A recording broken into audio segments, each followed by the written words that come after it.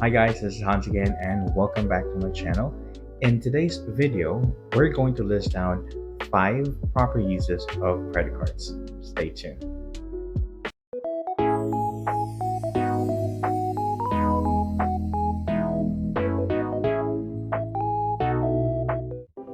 So guys, why are we doing this type of content? I'm doing this because there is a sudden increase of credit card users in the Philippines. Historically, from 2011 to 2021, our average is only around 4 point something percent, where right now it's at 8.9%. So, ibig sabihin, marami nang gumagamit ng credit cards sa Philippines. And I'm creating this video to share some tips and ideas on how to properly use your credit card, especially for the young ones. Sabi nga sa kanta, teach them well and lead them the way. And in a way, that's what I would like to do. All right, so number 5 on our list is interest-free financing. So some credit card companies offer 0% interest rate for on purchases or balance transfers. So this can be excellent, guys, pag gagawa ka ng malaking purchase, or if you plan on consolidating yung mga debt mo or yung utang mo from other banks or other credit cards per se. Kasi, you don't have to pay extra interest for that.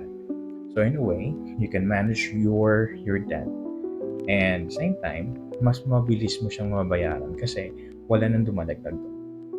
So guys, malaking bagay yung mga ganitong klaseng promotion ng isang bank or credit card company, for the reason na kung magbabalance transfer ka, say for example, then mas mapapabilis yung pagbabayad mo ng utang mo kasi yung payment mo mapupunta directly sa principal amount. Alright, so number 4 on our list is emergency expenses. So guys, a credit card can be a safety net for unexpected expenses such as car repairs, home renovation, tuition, medical bills, and a lot more. So yun guys, so just imagine this. Say for example, wag naman sana, may na-hospital sa isa sa mga membro ng family nyo. Ngayon, wala kang emergency funds like savings or whatsoever.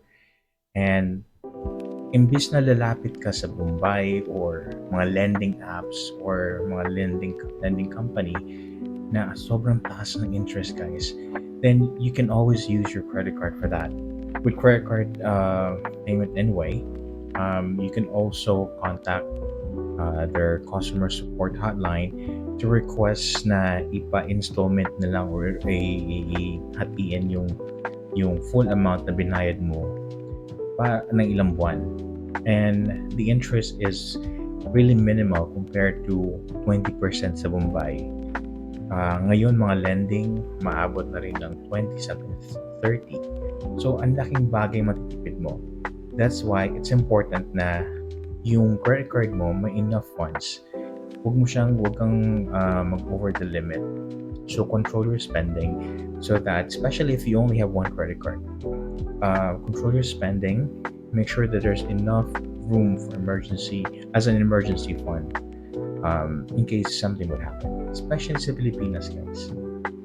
Di ba lagi tayong binabagyo and all that. So at least may pang-repair ka ng car, may pang-renovate ka ng bahay mo in case binaha kayo, may pang-tuition ka sa anak mo, kung hindi man, for example, yung bonus mo hindi dumating. So, meron kang makakapitan right away.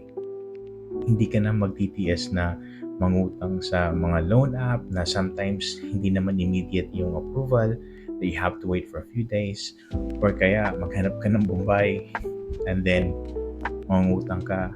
So, hassle siya, guys. So, number 3 on our list is convenience and security. Credit cards provide a convenient and secure way to pay for your transactions either in-store or online. Kasi usually, there are credit card companies that offer fraud protection or purchase protection. So may kwento ko lang, may kilala kasi ako na mahilig bumili sa Facebook marketplace. and then he saw uh, an ad about a camera, like a GoPro camera worth 1,000 pesos.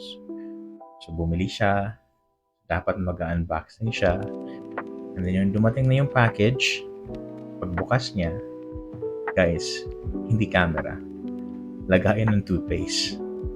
1,000 pesos. Tapos yung lagay ng toothpaste, mabibili mo lang sa bangketa mga 20 pesos. So yun. So since cash yung ginamit niya, hindi niya na mababalik yung cash, right? But with credit card, since may fraud protection or purchase protection ang isang credit card company, then you can always reach out to customer support and dispute the charge. So may mababalik pa sa'yo. Alright, there you have it. And guys, we're closer to the number one spot on our list. But right now, at number 2 is earning rewards and cashback. So many credit cards nowadays offer reward points, mileage, cashback for everyday purchases. If you chose a card that aligns with your spending habit or daily spending habit, then malaking bagay siya para sa'yo. Kasi you earn points, and same time, those points can be redeemed in a lot of ways. So it's always a plus that your credit card is earning or has reward options. Would you believe, guys, I was able to purchase a 42-inch TCL Android TV because of my points.